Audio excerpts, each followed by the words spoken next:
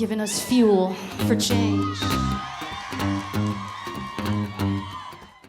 Nothing like a roasty, toasty campfire and a warm Winnipeg welcome to Dr. Ani DiFranco. Dr. DiFranco to you. I know. Well, Thanks. Congratulations. Thank you. Yes. It's an exciting, unique day for me. It certainly is. It's like a double whammy because you received an honorary degree from the U of W, and you're also going to be honored tonight for the Winnipeg Folk Festival Artistic Achievement Award. I don't, yeah. What did I do to deserve all this? I don't know. Well, we're going to find out. Yeah, okay, yeah, I know. I have to play 5 songs tonight that don't Easy. Dispel the idea that I should be getting this award. And I wonder who's going to be president? Maybe Barack Obama.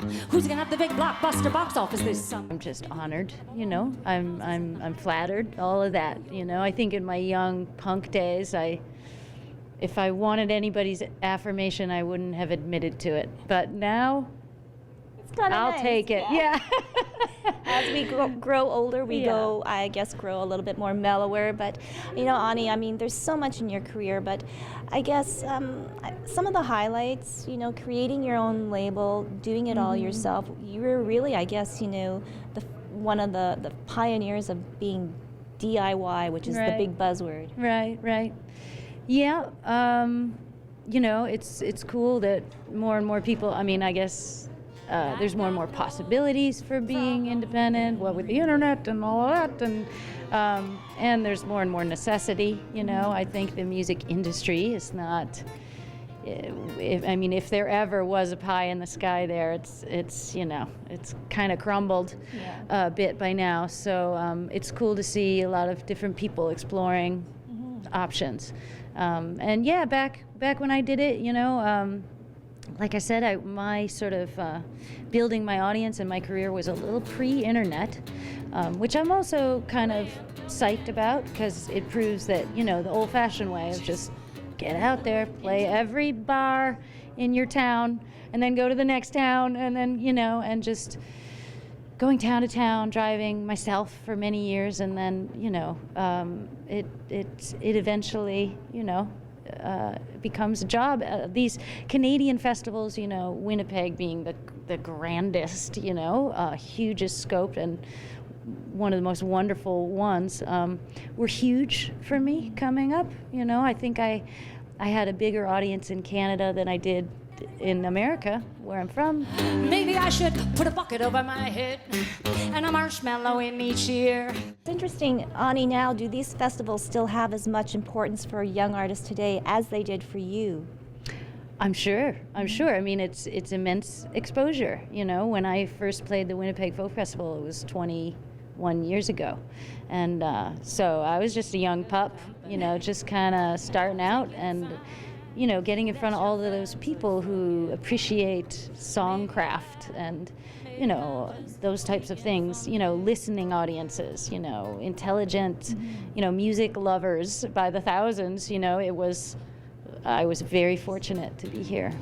Because we know the difference between the font of 20% more and the font of teriyaki. I've always unabashedly written from my experience as a woman, and I'm somebody who is aware of how that connects me to other women, you know, that my experience is not unique, you know, it's shared, and especially with other young women, you know, especially when I was starting out writing songs and putting a different type of experience into, you know, folk song than you traditionally hear.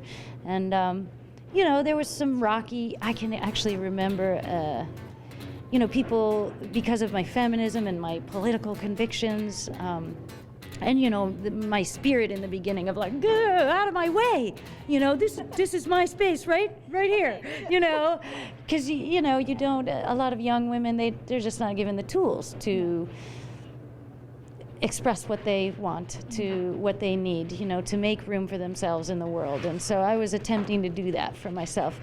And, you know, in the beginning, there was a lot of people that recoiled from my anger, you know, and I had this stereotype of angry, you know, and then I'd show up and people were like, wow, thought you'd be taller, you know? I'm like, hi, it's me. The the future? What are you working on? What can we expect from you? Well, I've got a 7-month-old son, so I'm working on that. I'm working on him right now. Yeah, this is my first separation from him. Oh my goodness. Last night was our first night apart. What's his name? Ting, Dante. Oh, Dante. Yeah, it's my pop's name. And so, yeah, I've been doing a lot of momming, but I'm getting back to work finally. You know, it's great. I've just been really appreciating, you know, my job, you know, and traveling and making music after taking almost a year off to have him. You can't hide behind social graces, so don't try to be all touchy-feely. I'm starting to get little moments to myself again. I have a new song I want to play tonight that I wrote, you know, a week or two ago. So Creative it's Ani not is coming over. back. Yeah. It's not over yet, folks. And you know what? Like you have inspired so many female artists and male artists, you know, over the many, many years of your career. And we are so honored and happy that the Winnipeg Folk Festival is now honoring you back. So congratulations. Sweet. Thank you. Thank you very much. Ani DiFranco, the 2013 Artistic Achievement Award for the Winnipeg Folk Festival.